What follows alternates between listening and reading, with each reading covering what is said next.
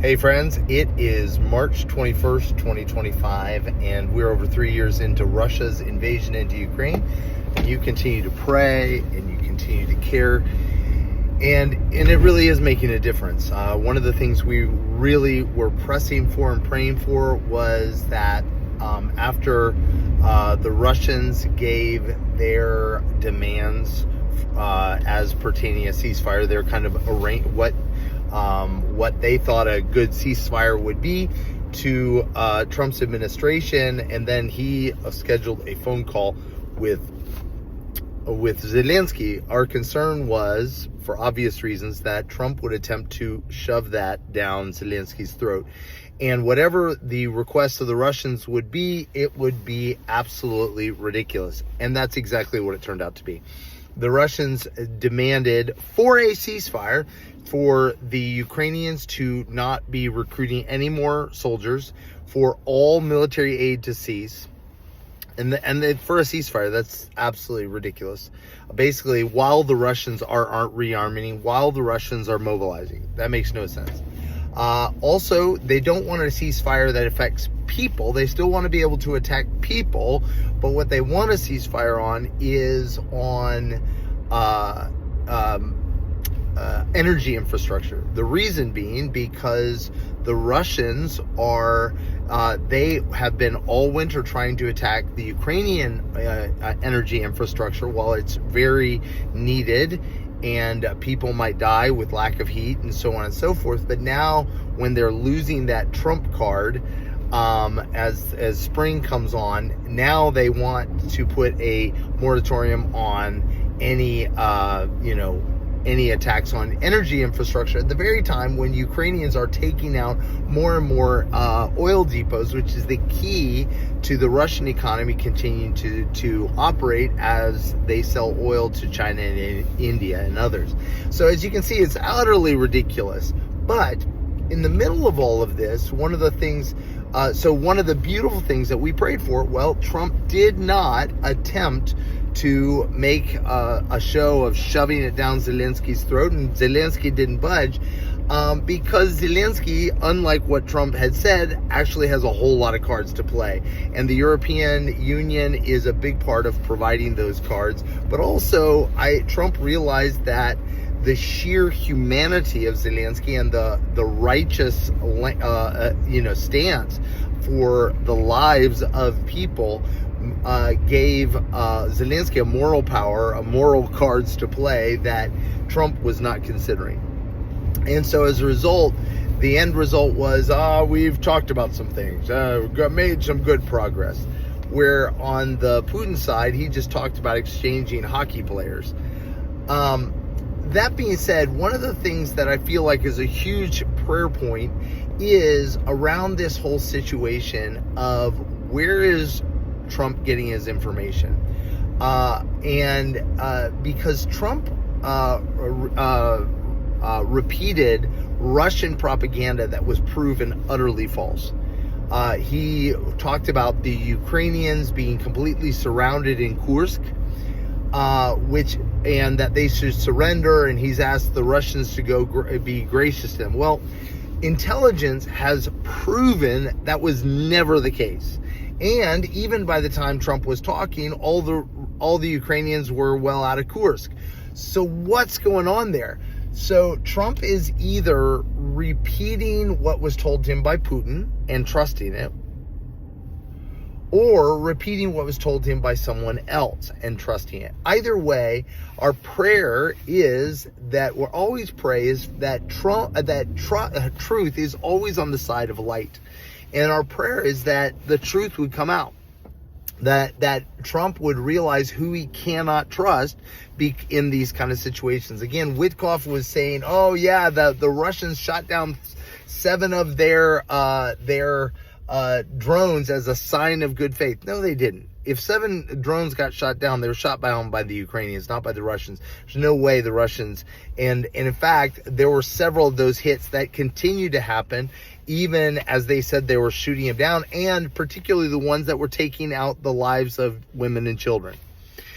So, as the drone strikes have increased exponentially, So in the middle of that, our prayer is that Trump would begin to distrust sources that are obviously simply feeding propaganda, because that whole thing of the encirclement in Kursk, that was literally stuff that the propagandists on Russian TV were putting out.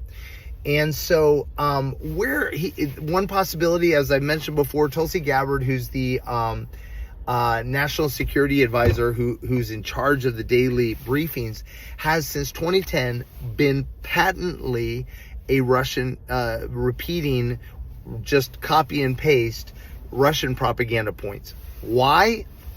I don't know.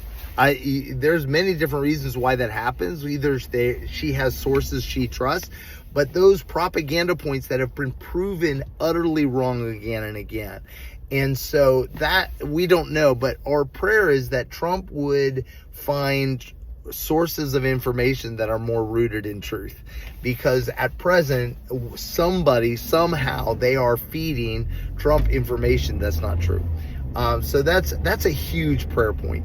Another prayer point is that the Russians are becoming increasingly tired of Trump, because Trump promises a lot and has been unable to deliver. And the only thing they're really interested, which is the removal of sanctions, is the one thing he can't deliver on, because he has zero power to get rid of the European sanctions, which are the real big issue.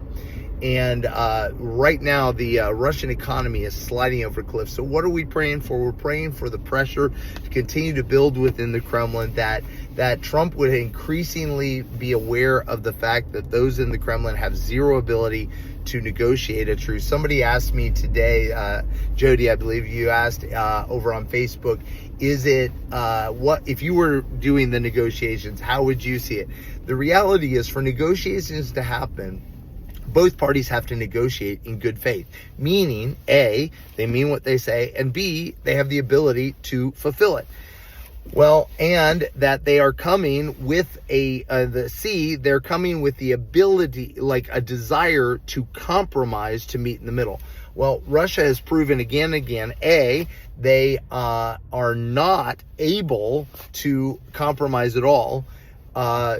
B, they don't have anybody, that they have two parties in power, and they have diametrically opposed views on a lot of things.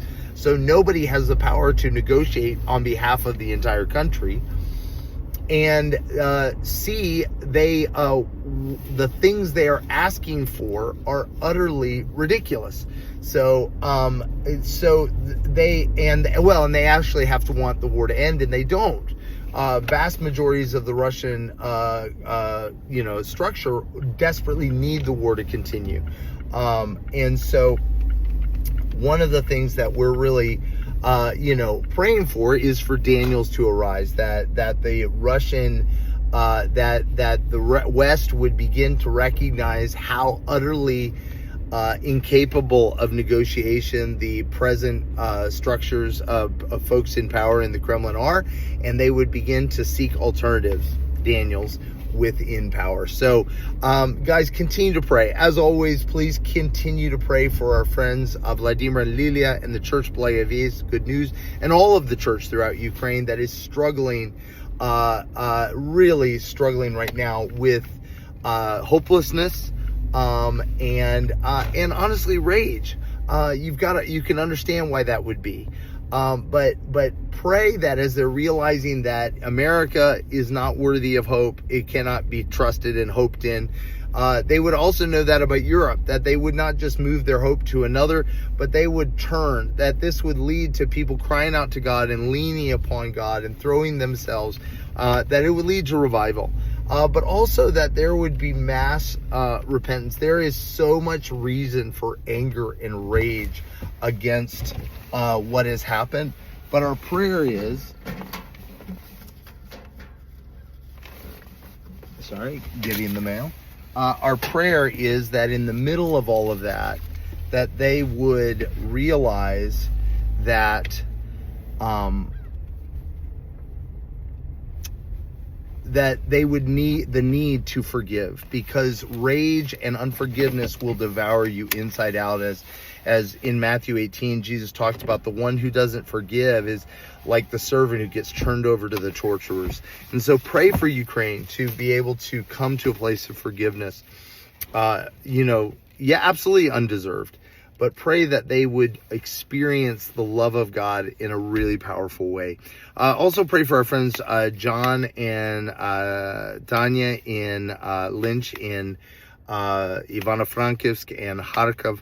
Just pray for them as they continue to do the work. And guys, consider supporting someone in Ukraine. The funds are desperately needed to serve and minister and bring the gospel to people there. If you're interested in helping our friends Dimar and Lily, you can go to ariselife.org/help-Ukraine, and hopefully I'll put the link in the comments. And but we were just able to send over a little bit of money today that you all had sent, and so thank you guys. We love you all. Have an amazing day.